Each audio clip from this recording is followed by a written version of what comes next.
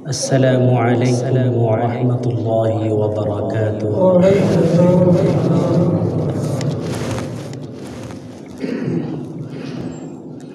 Alhamdulillah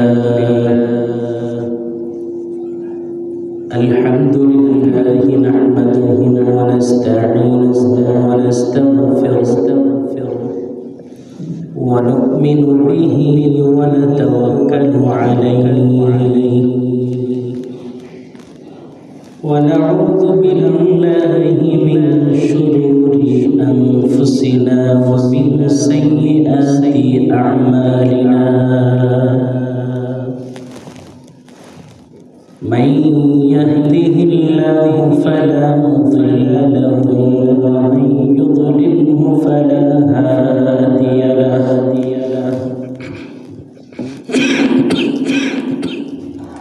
ونشهد أن لا إله إلا الله وحده لا شريك له ونشهد أن سيدنا ومولانا محمدا عبده ورسوله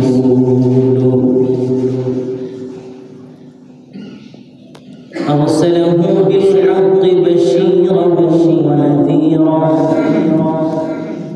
وداعيا إلى الله بإذنه وسراجا منيرا.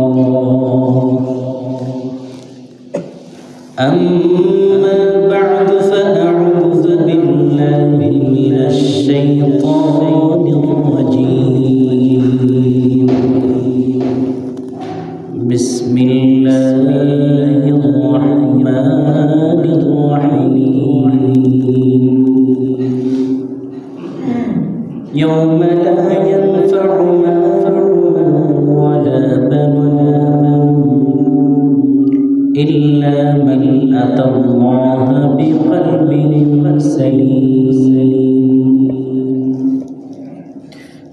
وقال النبي صلى الله عليه وسلم بني الإسلام على خمس: شهادة أن لا إله إلا الله وأن محمدا رسول الله وإقام الصلاة وإيتاء الزكاة وحج البيت وصوم رمضان، أو كما قال النبي عليه الصلاة والسلام. اللهم صل على محمد وعلى آل محمد كما صليت على إبراهيم وعلى آل إبراهيم إنك حميد مجيد.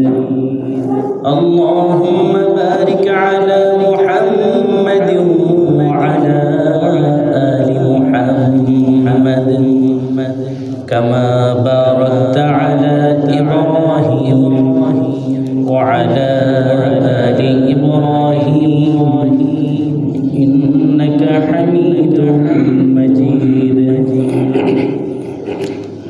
بلغ العلا بكماله كشف الدجى بجماله حسنت جميع خصاله صلوا عليه وآله. بلغ العلا بكماله كشف الدجى بجماله حسنت جميع خصاله صلوا عليه وآله.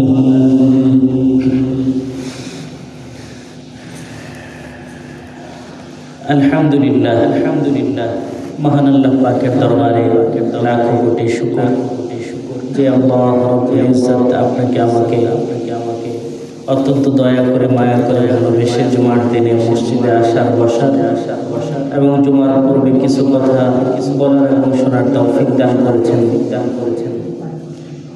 এই জন্য আল্লাহ তাআলার দরবারে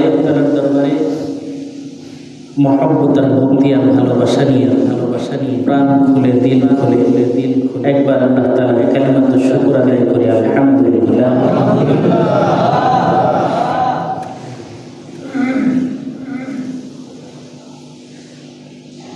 দুনিয়ার অধিকাংশ মানুষের কাছে টাকা পয়সা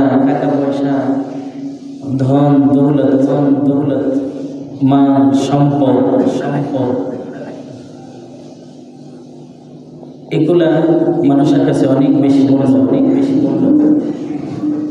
মানুষ মনে করে যে এটা আরেকটা প্রভু, আরেকটা রব।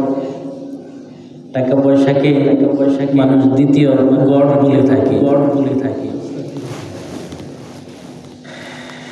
আবার অনেকে বলে যে টাকা পয়সায় সব।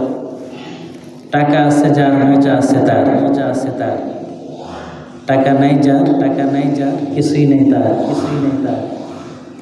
এখানে টাকা বলতে শুধু টাকাই না, ধন দৌলত সম্পদ মানুষের কাছে কিছু মানুষের বিশ্বাস এরকমই যে টাকা ধন দৌলত আর সম্পদ এটাই সব কিছু। যার আছে তার সব আছে, যার নাই তার কিছু নাই। মানুষ বলে থাকে যে টাকা দেখলে কাঠের পুতুলকে হা করে। কাঠের পুতুলের তো আসলে হা করা সম্ভব না। তারপরেও মানুষ সেটা বলে থাকে মুবালাগাতান, অর্থাৎ যে টাকা ছাড়া টাকা দিয়ে কিছু হয় না, কিছুই দুনিয়াতে নাই। মানুষের এটা বাক্য, মানুষ বলে থাকে, মানুষ বিশ্বাস করে। আমরা কি বলেন, ঠিক না ঠিক? টাকা থাকলে নাকি বাঘের চোখ কিনা যায়। টাকা থাকলে সব হয়। আসলেই দুনিয়ার মানুষের কাছে বিষয়টা এরকমই যে টাকাই সব কিছু, ধন দৌলত এটাই সব কিছু। টাকা থাকলে দুনিয়ার মানুষের কাছে কেউ যদি জেলখানায় যায় সেখানেও আরামে থাকতে পারে। যার টাকা আছে তার জায়গাটা অনেক বড় থাকে। যারা গেছে তাদের কাছ থেকে শুনছে। আর যার টাকা নাই সে তার অপরাধ না করলেও তার অপরাধী হইতে হয়। চোরের মতন তার থাকতে হয়। তো তাহলে এই দুনিয়ার মধ্যে আমরা দেখি যে সব কিছুই টাকা হলে সব পাওয়া যায়। টাকা হইলে যে জিনিসটা পাওয়া সম্ভব না সেটাও পাওয়া যায়। টাকা দিয়ে হায়াত কিনা যায়। টাকা দিয়ে হায়াত কিনা যায়। দুনিয়ার মানুষ কিনতে পারে। টাকা দিয়ে অন্যায় থেকে মুক্তি পাওয়া যায়। অপরাধ করে তার সাজা পাইতে হয় না। আছে না নাই? কি বলেন, আছে না নাই?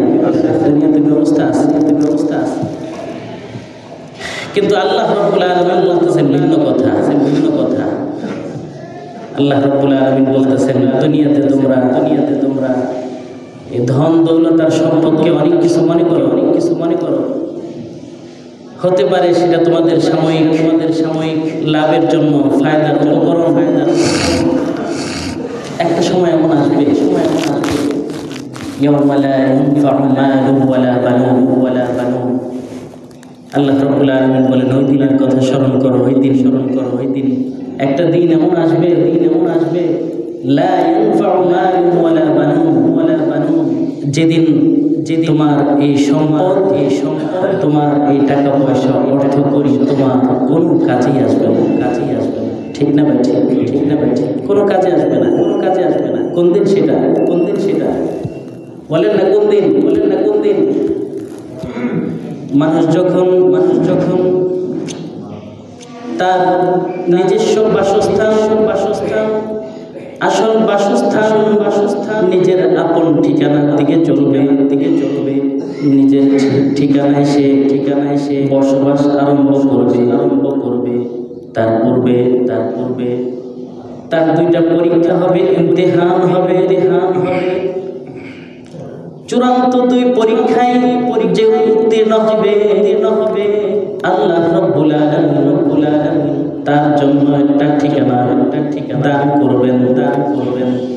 আর যে এই পরীক্ষার মধ্যে ফেল করবে অকৃতকার্য হবে আল্লাহ রাব্বুল আলামিন তার জন্য একটা ঠিকানা করে রাখছেন। ঠিক না বেঠিক? দুই দলের জন্য দুইটা ঠিকানা। আল্লাহ রাব্বুল আলামিন বলেন একটা ঠিকানা বড় ভালো উলাইকা হুম খায়রুল বারিয়া। একটা ঠিকানা হলো খায়রুল বারিয়া, সবচাইতে ভালো জায়গা।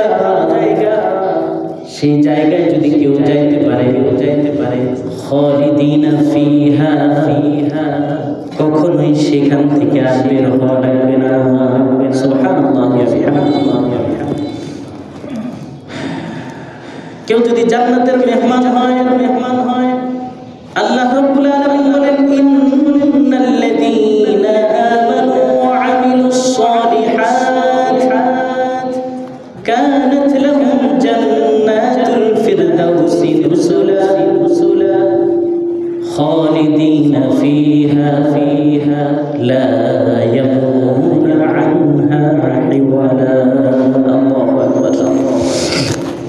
আল্লাহ রাব্বুল আলামিন বলেন ঈমান আর নেক আমলের মাধ্যমে যারা জান্নাতুল ফিরদাউসের মালিক হবে, জান্নাতুল ফিরদাউসের মেহমান যারা হবে আল্লাহ রাব্বুল আলামিন তাদেরকে জান্নাতকে ঠিকানা করে দিবেন। আর জান্নাতের মেহমান হিসেবে তারা থাকবে। মেহমানের বাড়িতে বেশি দিন থাকতে পারে না। কি বলেন থাকতে পারে? মেহমান কারোর বাড়িতে আসলে বেশি দিন থাকতে পারে না, স্থায়ীভাবে থাকতে পারে না। তাহলে মেহমান বললেন আমরাও কি জান্নাতে যাওয়ার পরে আবার জান্নাত থেকে আবার ফিরে আসবো কিনা? আল্লাহ রাব্বুল আলামিন সেই প্রশ্নের জবাব দিয়ে দিয়েছেন লা ইয়াবগুনা আনহা হিওয়ালা। আল্লাহ রাব্বুল আলামিন বলেন যে না, কখনোই না।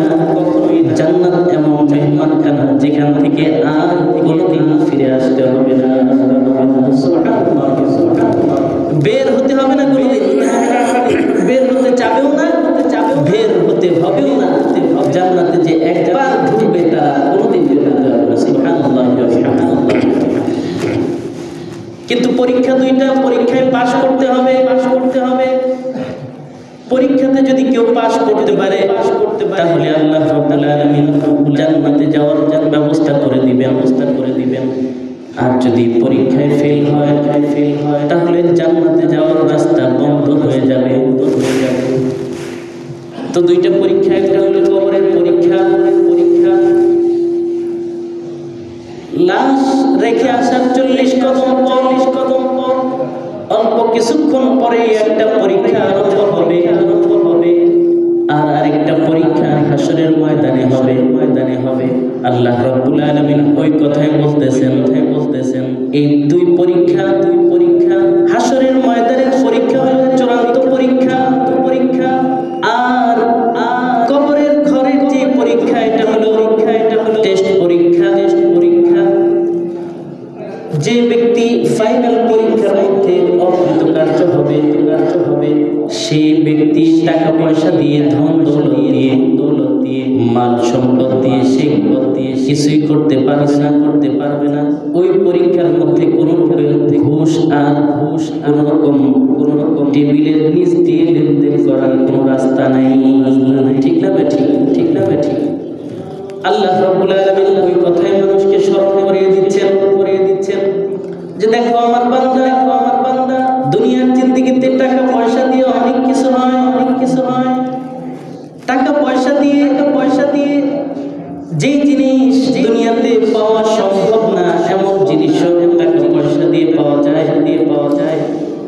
দুনিয়ার কোনো মানুষ কাউকে কিডনি এমনিতে দিয়ে দেয় না, বিক্রি করে না, বিক্রি করে কি বলেন করে আপনি করবেন কিডনি বিক্রি করে না, তারপরেও টাকা দিয়ে কিডনি পাওয়া যায় না, হ্যাঁ পাওয়া যায়। মানুষের দামি দামি অঙ্গ প্রত্যঙ্গ মানুষেরটাই পাওয়া যায়, কৃত্রিম অকৃত্রিম দুটোটাই পাওয়া যায়। টাকা হইলে পয়সা হইলে টাকার মধ্যে লাভ আছে, সম্পদের মধ্যে লাভ আছে, কিন্তু আল্লাহ রাব্বুল আলামিন স্মরণ করিয়ে দিচ্ছেন, দেখো দুনিয়ার 60, 70, 80, 90, 100 বছরের মধ্যে তোমরা অভ্যস্ত হয়েছ। তোমার পকেটে টাকা থাকলে তোমার মাথায় টেনশন নাই, কারণ তোমার কাছে টাকা আছে। এই টাকা দিয়ে তুমি সব কিছুই তুমি করতে পারো। কিন্তু একটা দিন এমন হবে যে তোমার এই টাকা পয়সায় কোনো লাভে আসবে না, কোনো কাজে আসবে না। ইয়াউমা লা ইয়ানফাউ মালুন ওয়ালা বানুন। ওই পরীক্ষার দিনগুলোতে এই টাকা পয়সা, ধন দৌলত, সম্পদ তোমার সময় কাজে আসবে না। সামান্য থেকে সামান্য কোনো উপকার দিতে পারবে না। দুনিয়াতে কারোর যদি ছেলে সন্তান থাকে তাহলে তার একটা আশা থাকে, ভরসা থাকে। সে চিন্তা করে আমি বৃদ্ধ হয়ে গেলে আমার তো ছেলে সন্তান আছে,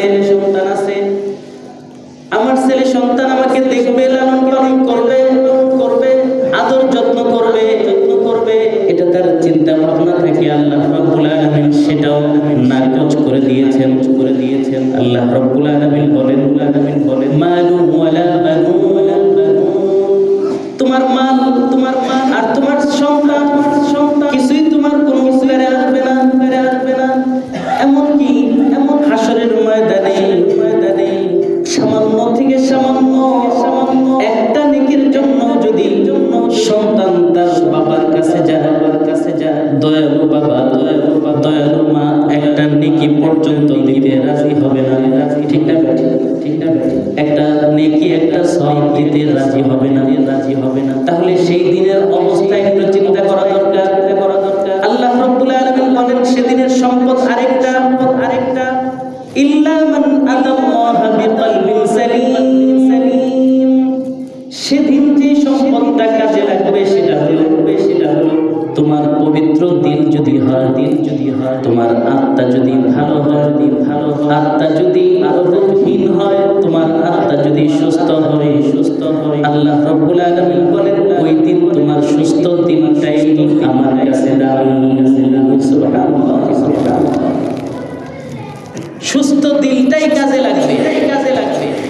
যেমন দুনিয়ার মানুষের কাছে কেউ যদি বিদেশে যেতে চায়, বাহিরে যেতে চায়, তাহলে তার মেডিকেল একটা টেস্ট করা, সে সুস্থ আছে না অসুস্থ, কি বলেন ঠিক না? সে সুস্থ না অসুস্থ একটা টেস্ট করা। টেস্টের মধ্যে যদি সে ধরা খেয়ে যায় তাহলে তার বিদেশ সফর বাতিল। এবার পাসপোর্ট থাকুক আর যাই থাকুক, কি বলেন ঠিক না? কিন্তু যদি লোকটা সুস্থ হয় তাহলে সে সহজেই পার পেয়ে যেতে পারে, চলে যেতে পারে। কারণ অসুস্থ মানুষের ভার কেউ নিতে চায় না।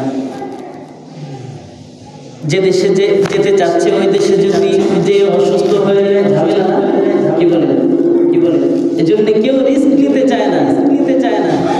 এখন দুনিয়া থেকে যে আমরা এক সফরে রওনা হইছি, আখিরাতের সফর, জান্নাতের সফর।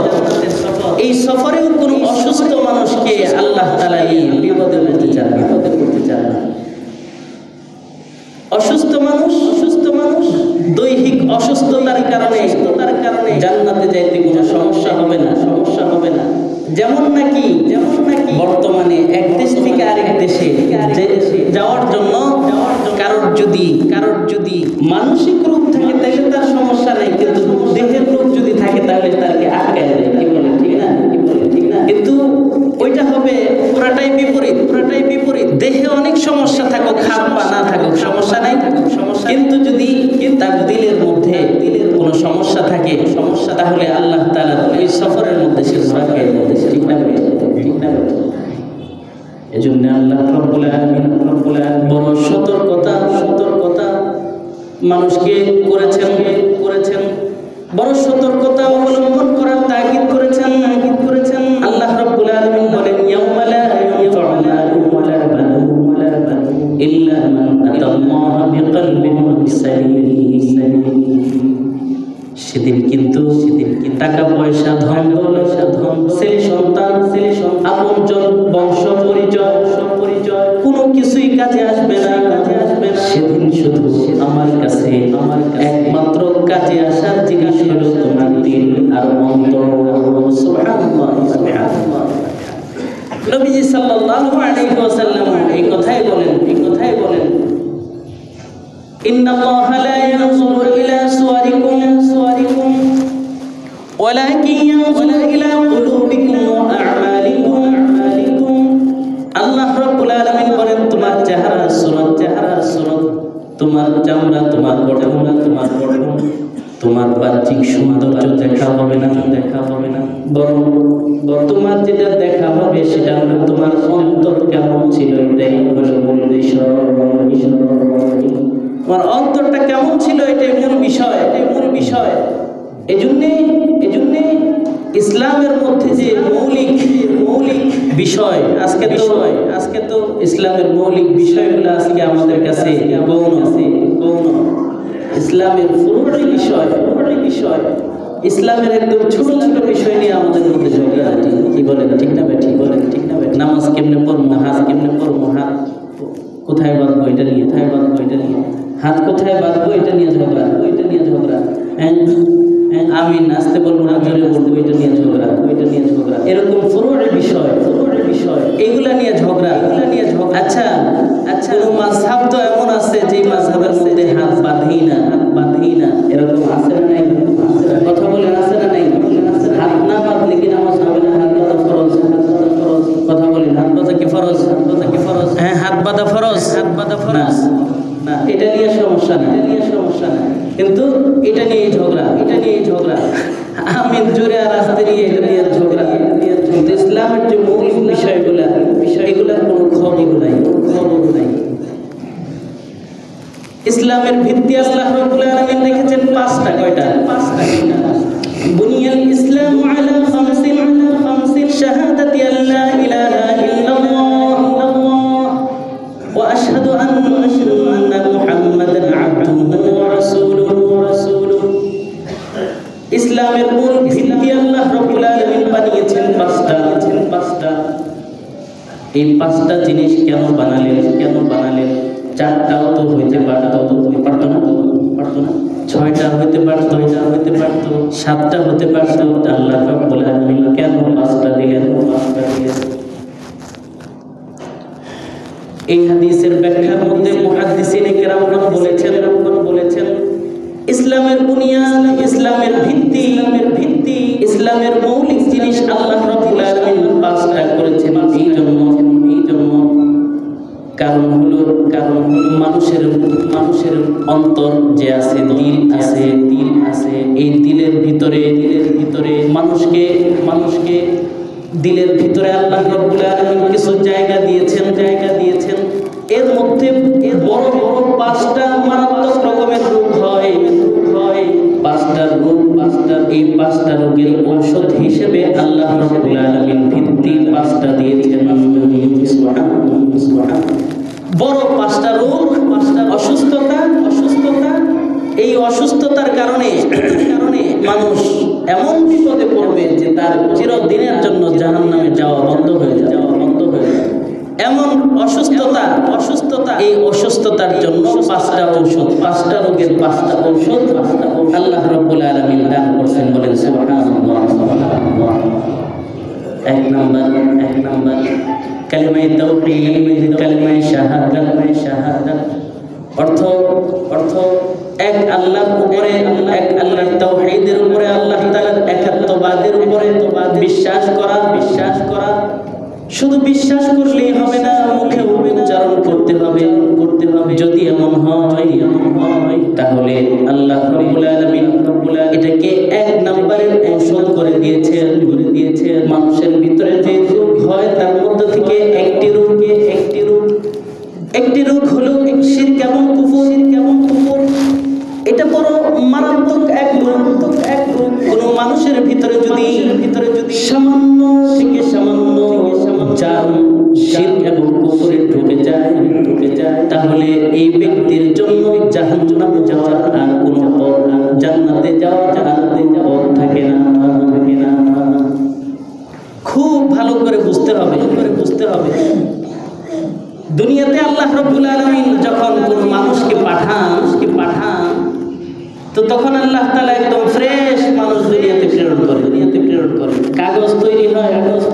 এই কাগজ মূল ফ্যাক্টরি থেকে যখন আসে তখন এই কাগজের মধ্যে কোনো কালার থাকে, রূপ থাকে। রূপ তো এটা পরে করে নাই, কিন্তু প্রথম যে কাগজটা বের হয় কোনো কালারও বের হয় না, শুধু ফ্রেশ সাদা কাগজ বের হয়। তেমনি ভাবে আল্লাহ দুনিয়াতে যখন কোনো বান্দাকে প্রেরণ করে তখন একদম ফ্রেশ পরিচ্ছন্ন সাদা সবুজ একজন বান্দাকে আল্লাহ তাআলা দুনিয়াতে প্রেরণ করেন। নবীজি বলেন কুল্লু মাউলুদিন ইউলাদু আলাল ফিতরা, প্রত্যেক বাচ্চাকে আমি প্রত্যেক বাচ্চাকে আল্লাহ রাব্বুল আলামিন ফ্রেশ করে দুনিয়াতে প্রেরণ করেন একদম সঠিক তবিয়ত দিয়ে আল্লাহ রাব্বুল আলামিন অর্থাৎ ঈমানের উপরে দুনিয়াতে প্রেরণ করেন।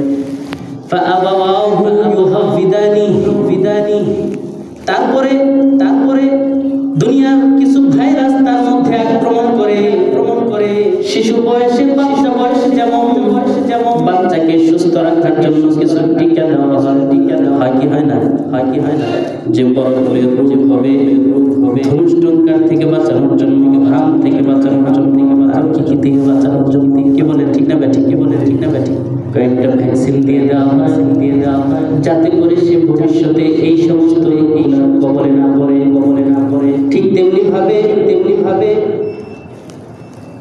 আল্লাহ রাব্বুল আলামিন কোন শিশুকে দুনিয়াতে প্রেরণ করলেন আল্লাহ তাআলা এমন ব্যবস্থা করে দিয়েছেন যে বাচ্চাকে শিশুকে তার ভিতরে যাতে কোনো রকমের জার্ম প্রবেশ করতে না পারে এজন্য ইসলামের কিছু বিধান, কিছু নীতিমালা দেওয়া হয়েছে।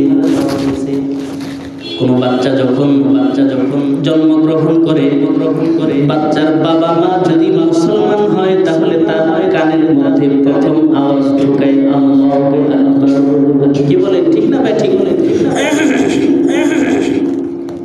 দেখেন আমরা কয়জনে ঢুকাইছি। বাচ্চা হওয়ার পরে প্রথম কাজ ইসলাম বলে তার কানের মধ্যে আযান ঢুকাও, আল্লাহ তাআলার বরকতের কথা ঢুকাও, আল্লাহ তাআলাই সবচেয়ে বড় এটা ঢুকাও, তাওহীদের কালিমা ঢুকাও, ঈমানের কালিমা ঢুকাও।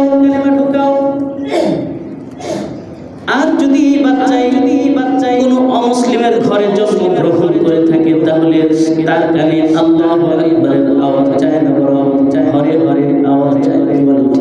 বলে ঠিক না? প্রথম তার শুভ্র দিনের মধ্যে কালিমারে পড়তে দেওয়া হলো। তো এটা হলো এক নাম্বার ভিত্তি। কেউ যদি এই ভিত্তিকে ঠিক করে তাহলে ইসলামের একটা ভিত্তিকে সে ঠিক রাখলো। আর যদি ভিত্তি সে ভেঙে ফেললো তাহলে প্রথমেই তার অবস্থা দুর্বল হয়ে গেল। কি বলেন ঠিক না ব্যাঠিক? একটা পিলার যদি ভেঙে যায়, ঘর কি আগের মতোই শক্ত থাকবে, মজবুত থাকবে? আল্লাহ রাব্বুল আলামিন মানুষকে তৈরি করেছেন, মানুষের দেহটা তৈরি করেছেন চার জিনিস থেকে আগুন, পানি, মাটি, বাতাস। এই চার জিনিস দিয়ে আনাসিরে আরবা দিয়ে আল্লাহ রাব্বুল আলামিন দুনিয়ার মানুষকে তৈরি করেছেন। এই চার জিনিসের মধ্যে চারটা প্রভাব আছে।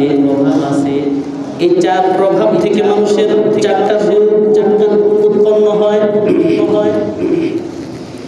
এক নম্বর হলো আগুন। আগুনের মধ্যে একটা স্বভাব আছে।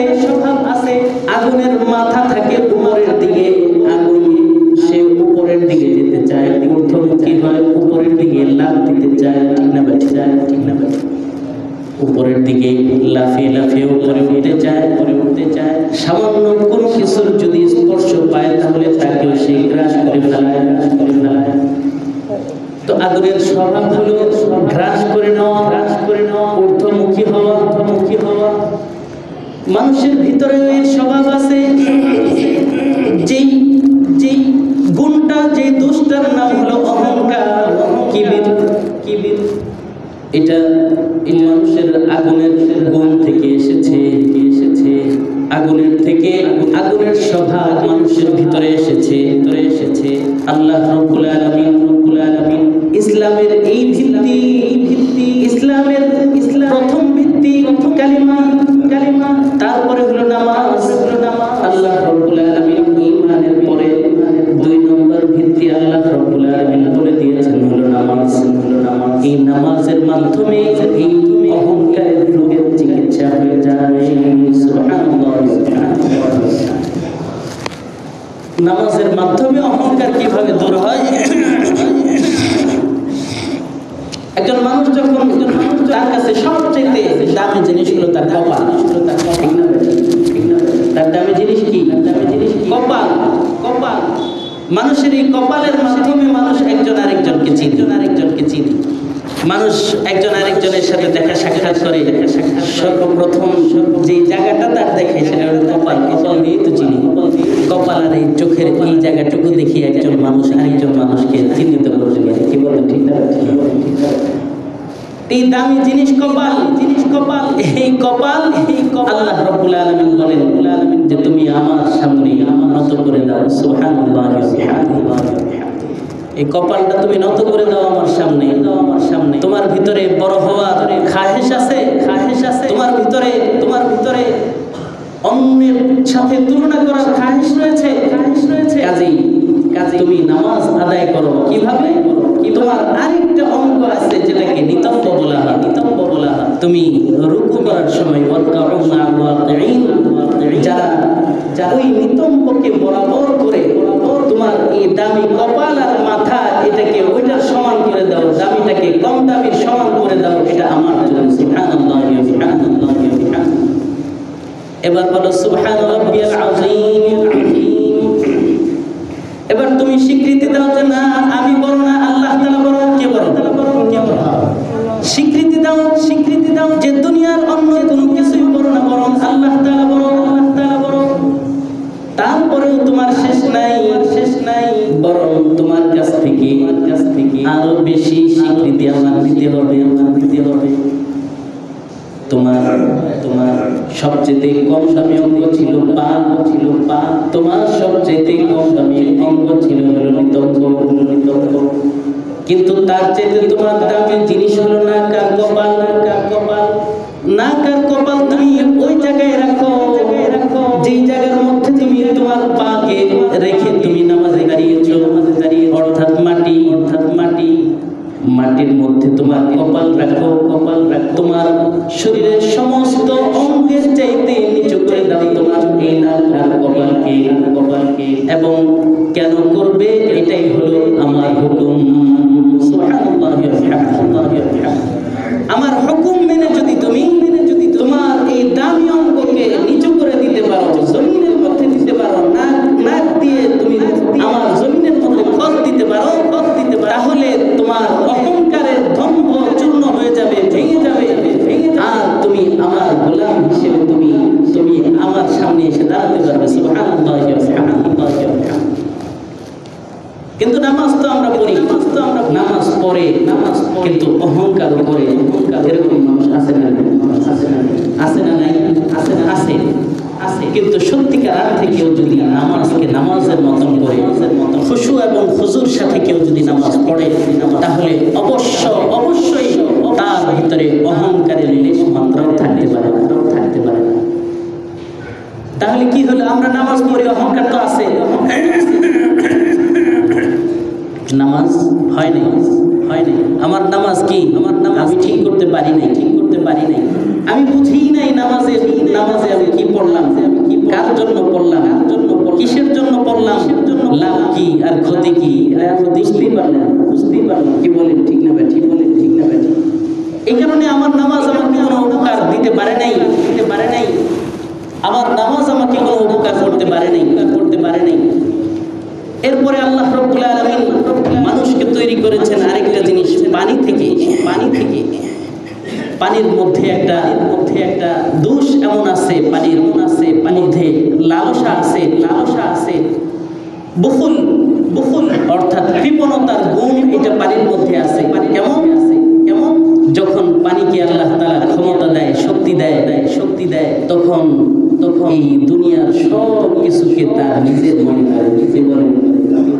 যখন বাদ ছুটে, তখন কার বাড়ি, কার ঘর, কার কষ্টের জমানো টাকা, কার পয়সা, কার গাছ, কার পালা, কার কি আছে এটা দেখার তার সময় নেই। সব কিছুকে ভেঙে চুরে বঙ্গোপসাগরে নিয়ে যায়। কি বলেন ঠিক না? এই গুণ তার মধ্যে আছে। গুণ বললাম, আসলে তো দোষ। এটা আছে পানির মধ্যে। তো এটার জন্য আল্লাহ রাব্বুল আলামিন একটা ঔষধ দিয়েছেন। এই গুণটা পানি থেকে এসেছে মানুষের মধ্যেও এই স্বভাব আছে যে আমি যেখানে পাই, যেভাবে পাই, হালাল পাই, হারাম পাই, সব কিছু কবজ করার এই দোষটা মানুষের ভিতরে আছে, যেটাকে বলা হয় কৃপণতা।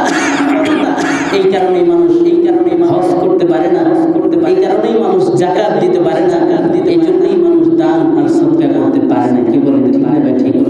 আল্লাহ তাআলা এই রূপের ঔষধ দিয়েছেন যে তুমি বান্দা যাকাত দাও, তুমি সদকায়ে ফিতর আদায় করো, তাহলে তোমার এই বখিলামির যে রূপটা এটা তোমার দূর হয়ে যাবে। সুবহানাল্লাহ, সুবহানাল্লাহ।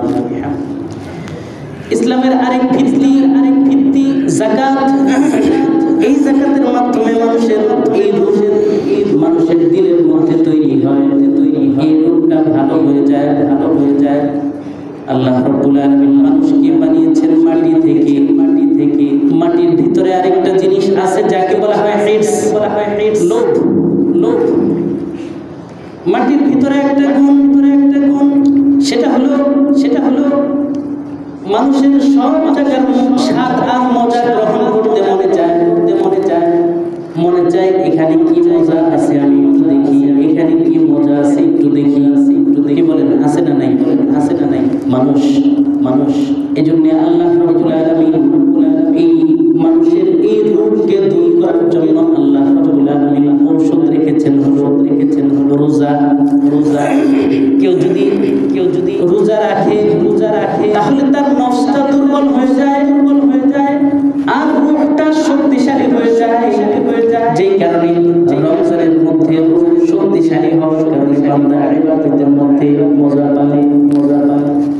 আর নফসের ক্ষুধার কারণে নফস দুর্বল হয়ে যাওয়ার কারণে নফসের চাহিদা কমতে থাকে আর রূহের চাহিদা বাড়তে থাকে। ইসলামের আরেকটা ভিত্তি বানিয়ে দিয়েছেন, এটা হলো রোজা। আর আল্লাহ রাব্বুল আলামিন বাতাস দান করছেন। এই বাতাস থেকে মানুষের আরেকটা গুণ এসেছে। বাতাস থেকেও আল্লাহ রাব্বুল আলামিন মানুষকে তৈরি করেছেন। এই বাতাসের মধ্যে আরেকটা গুণ হলো যে বাতাস সবাইকে সমান মনে করতে পারে না। বাতাস সবাইকে সমান মনে করতে পারে না। যখন কোনো মানুষের কাছে অনেক টাকা পয়সা, ধন দৌলত, সম্পদ হয়, তখন এই মানুষগুলা যারা গরিব, মিসকিন, ইতিম, অসহায়, তাদেরকে মানুষই মনে করে। কি বলেন ঠিক না? যে আমার জন্য যদি দুনিয়ার সব মানুষ মরেও যায়, আমার কিছু যায় আসে না। তো বাতাসেরও এরকম অবস্থা। বাতাস থেকে এই গুণটা মানুষের মধ্যে আসছে। এই জন্য এটাকে বলা হয় আদমে মুসাওয়াত। আল্লাহ রাব্বুল আলামিন এই গুণটাকে, এই দোষটাকে মানুষের মধ্যে থেকে সরানোর জন্য আল্লাহ তাআলা ট্রিটমেন্ট করেছেন, ঔষধ দিয়েছেন যে বান্দা, তোমাদেরকে দুনিয়ার সব মানুষকে আমি ধন দৌলত দিছি, সবাইকে আমি সমানই বানাইছি, কাউকে টাকা পয়সা সাময়িকের জন্য একটু বেশি দিছি, ক্ষমতা সাময়িকের জন্য একটু বেশি দিছি, কিন্তু মানুষ হিসেবে আমার কাছে দুনিয়ার সব মানুষই সমান। যেই ইমানদার হবে সে আমার কাছে দামি, আর যে ইমান আনতে পারবে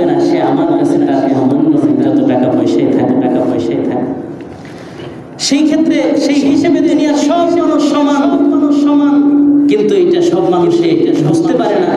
যে কারণে আল্লাহ রাব্বুল আলামিন এই নামাজের জামাতের ব্যবস্থা করছেন, যে জামাতের মধ্যে আসবা, কাতার সোজা করবা, ধনী গরিব, এতিম মিসকিন, কারোর কোনো বাধা নেই।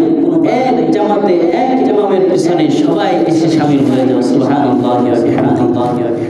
সে যদি অনেক বড় হয়, সে যদি প্রেসিডেন্টও হয়, রাষ্ট্রপতিও যদি হয়, তাহলেও তো সে ওই কাতারে এসেই নামাজে শামিল হয়। কি বলেন, ঠিক না বেঠিক? এটাই ইসলামের সৌন্দর্য। এজন্য আল্লাহ রাব্বুল আলামিন হজকে ফরজ করেছেন। যদি তোমার টাকা হয়, যাও, তোমার মনের ভিতরে তুমি যে বড়, এটা তোমার মনের ভিতরে আছে না, তুমি হজ করতে যাও। যাওয়ার পরে তুমি তো অনেক দামি অনেক মাইক্রো কাপড় পরো, তুমি অনেক দামি গাড়িতে চলো, তুমি অনেক দামি বিল্ডিং এ তুমি থাকো, অনেক দামি জিনিস তুমি ব্যবহার করো, কিন্তু না, তুমি যাও, সেখানে যাওয়ার পরে সেখানে তোমারও যেরকম জুতা নাই, আরেকজন গরিব মিসকিন ফকিরের যেমন জুতা নাই, তোমারও জুতা নাই, একসাথে তোমরা চলো। তোমার দামি কাপড়ের কোনো সুযোগ নাই, ওই সে গরিবটাও যে এরকম কাপড় পরছে তুমিও এরকম পরো, আর সেই গরিব মুখে যা বলতেছে তুমিও ওইটা বলো, আর যেখানে যাইতেছে তুমিও গাড়ি ছাড়া তুমিও ওইভাবে দৌড়াদৌড়ি করো। সুবহানাল্লাহি ওয়া বিহামদিহি। আল্লাহ রাব্বুল আলামিন ইসলামের এই যে পাঁচটি বেনা, এই পাঁচটি ভিত্তির মধ্যে আল্লাহ রাব্বুল আলামিন মানুষের এই দিনকে, আত্মাকে পরিশুদ্ধ করার জন্য, বিশুদ্ধ করার জন্য পাঁচটি ঔষধ দিয়ে দিয়েছেন। আমরা চিন্তাও করি না, আমরা বুঝি না। যদি আমরা আমাদের এই সমস্ত ইবাদতগুলোকে সুন্দরভাবে আমরা যদি আদায় করি, সুন্দরভাবে সুচারুরূপে যদি আমরা এই ইবাদতগুলো বুঝে করতাম, তাহলে আমাদের দিলটা বিশুদ্ধ হতো। আল্লাহ রাব্বুল আলামিন ওই কথাই বলেন, ইয়াউমা লা ইউনফাউ মালুন ওয়ালা বানুন। ওই দিন, একটা দিন এমন আসবে যখন এই টাকা পয়সা, অর্থ সম্পদ, ধন দৌলত দ্বারা কোনো উপকারই আসবে না। ওই দিন উপকারে আসবে কলবিন সালিম, একটা বিশুদ্ধ অন্তর। এই বিশুদ্ধ অন্তর করার জন্য আল্লাহ রাব্বুল আলামিন ইসলামের চারটা ভিত্তি দিয়েছেন। আমরা যদি এই ভিত্তিগুলোকে বুঝি এবং ওইভাবে ইবাদত করি, ওইভাবে আমল করি যেভাবে আল্লাহ তাআলা করতে বলেছেন, তখন আমার দিল এই সমস্ত ইবাদতের মাধ্যমে বিশুদ্ধ হবে ইনশাআল্লাহ। কি বলেন, হবে কি হবে না? আল্লাহ তাআলা ঔষধ দিয়েছেন, যেহেতু যদি আমি সঠিকভাবে গ্রহণ করি তাহলে অবশ্যই হবে। এই জন্য মুহতারাম হাজিরিন, আমরা আমাদের প্রত্যেকের নামাজ, প্রত্যেকের রোজা, প্রত্যেকের ইবাদত, প্রত্যেকের সব কিছু যাতে সঠিকভাবে হয়।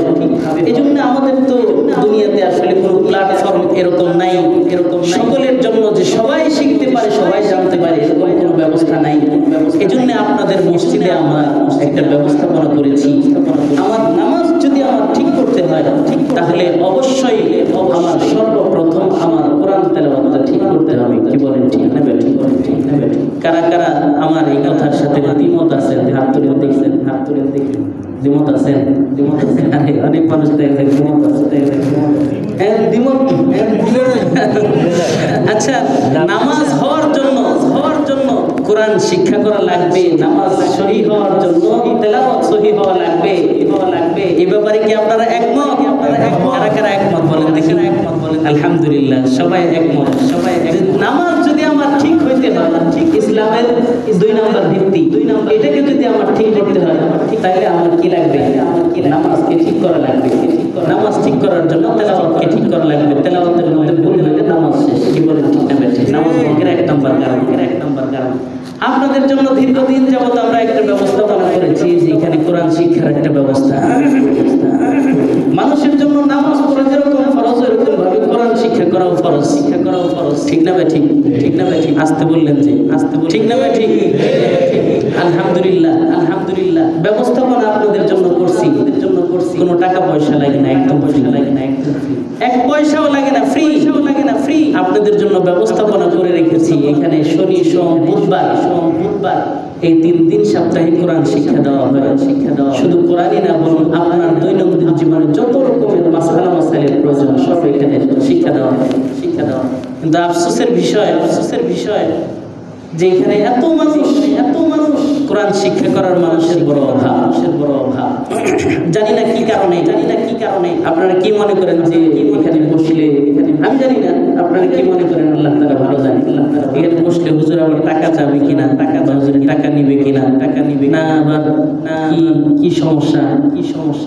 কি সমস্যা কি কারণে আপনারা আসেন না আমি জানি না, যারা আসতেছে, যারা পড়তেছে আলহামদুলিল্লাহ পড়তেছে, এরকম মানুষ আছেন না এখানে, কি বলেন?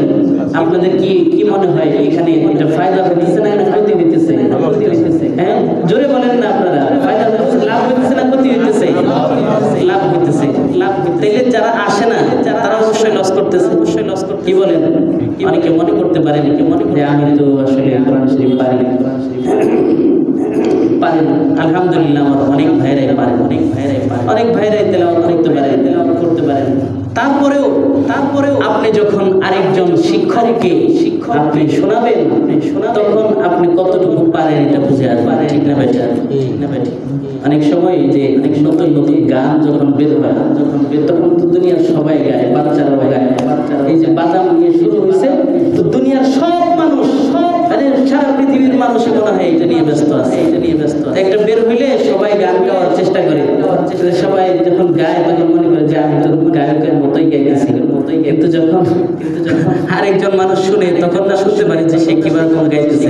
পাগল রাস্তা দিয়ে গান গায়, পাগল মনে করতেছে আমি খুব ভালোই গাইতেছি, কি বলে? ঠিক না ভাই? ঠিক না? কিন্তু আপনি যখন শুনতেছেন যে পাগল কয় কি, তো ঠিক এরকম অবস্থা, আপনি তো মনে করছেন যে আমি খুব পারি, কিন্তু যখন আপনি একজন শিক্ষকের সামনে আসবেন তখন না বুঝে আসবে যে আপনি কতটুকু পারেন, ঠিক না ভাই? ঠিক। এই জন্য ভাই, আপনারা হয়তো অনেকেই কোরআন শরীফ তেলাওয়াত করতে পারেন, অনেকে হয়তো সহিহ শুদ্ধভাবেও পারেন, কিন্তু আপনাদের কাছে আওয়াজ থাকবে সামান্য সময় আসার পরে এখানে তেলাওয়াত করা হয়। এখন তো রাত লম্বা, আপনারা সকলেই এখানে ইনশাআল্লাহ এই ক্লাসের মধ্যে আপনারা শামিল থাকবেন। আর যদি আপনারা এই ব্যবস্থাপনা, এটা আমাদের কোনো কিছু না, আমার কোনো লাভ নাই, আমার লাভ শুধু আখিরাতের লাভ। এই জন্যই এখানে ব্যবস্থাপনাটা করা হয়েছে। নবীদের এটা ছিল 1 নম্বর কাজ, ইয়াতলু আলাইহিম আয়াতি ওয়া ইউআল্লিমুহুমুল কিতাবা ওয়াল হিকমাতা ওয়া ইউযাক্কিহিম। নবীদের 1 নম্বর কাজ ছিল কোরআন শিক্ষা দেওয়া। নবীদের কাজ ছিল শিক্ষা দেওয়া, আর নবীর সাথে যারা ছিল তাদের কাজ ছিল শিক্ষা নেওয়া। এখন আমরা আপনাদের জন্য ব্যবস্থাপনা করেছি যে আপনারা এখান থেকে শিক্ষা গ্রহণ করবেন, আপনার নামাজটাকে ঠিক করেন, আপনার ইবাদতকে ঠিক করেন। কোরআন শরীফ শিক্ষা করা এটাও ফরজ। নামাজের জন্য 10টা সূরা আপনার লাগবে, এটা তো আছেই, এটা তো নামাজের জন্য, নামাজের ভিতরে আপনি নামাজ ছাড়াও আপনার কোরআন শরীফ যেটা আপনাকে পড়ার জন্য আল্লাহ তাআলা দিয়েছেন, কথা বলেন, আপনাকে দিয়েছেন নাকি না খালি হুজুরদের জন্য? আপনারা মনে করেন যে হুজুররা তো পড়তেই আছে, আমাদের কি আর পড়ার দরকার আছে? হ্যাঁ, না, আপনার জন্য আল্লাহ তাআলা কোরআন নাযিল করছেন, আপনার জন্যই আল্লাহ তাআলা কোরআন নাযিল করছেন। আপনি কোরআনের কাছে এসে দেখেন। এজন্য আমি আপনাদেরকে আরজ করব, এখানে আসলে ভয়ের কোনো কারণ নাই, যে এটা কোনো দল না, এটা কোনো দল না, এটা কোনো কোরআন শরীফ শিক্ষার জন্য একটা আল্লাহ তাআলা কোরআন নাযিল করছেন, আর নবীজি সাল্লাল্লাহু আলাইহি ওয়াসাল্লাম কোরআন শিক্ষার ব্যবস্থা করছেন। সেই ধারাবাহিকতায় আমাদের আর কোনো প্ল্যাটফর্ম তো নাই। এজন্য এই মসজিদের এইখান থেকে আমরা ব্যবস্থাপনা করেছি যে এই এলাকার, এই মহল্লার একজন মানুষ যাতে কোরআন না শিখে কবর না যায়, কি বলেন? ঠিক না? এজন্য ব্যবস্থা করেছি। আপনাদের সকলের কাছে আরজ থাকবে, আপনারা মেহেরবানি করে অন্য কোনো চিন্তা না করে, ভিন্ন কোনো চিন্তা না করে আপনারা কোরআন শিক্ষায় অংশগ্রহণ করবেন। আখিরু দাওয়ানা আলহামদুলিল্লাহি রাব্বিল আলামিন। আসসালামু আলাইকুম ওয়া রাহমাতুল্লাহি।